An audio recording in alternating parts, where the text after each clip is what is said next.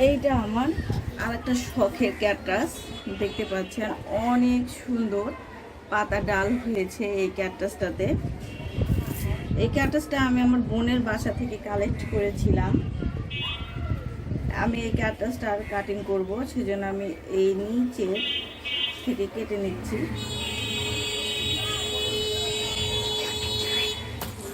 এই যে সেই কাটিংটা, অনেক কাটা থাকে, কাটার ঘাও খেতে খেতে হাতটাতে একদম অবস্থা খারাপ হয়ে যায়, সাবধানে নেবেন। আমি শখের বাগানি, আমার কাছে নর্মালি ওই রকম কোনো যন্ত্রপাতি নাই। এখন এটা আমি এখানে কাটার গাছটা কাটিং লাগিয়ে দিলাম।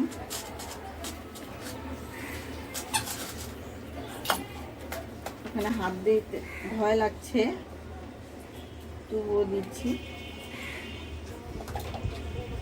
সামান্য পরিমাণে পানি দিয়ে দিচ্ছি।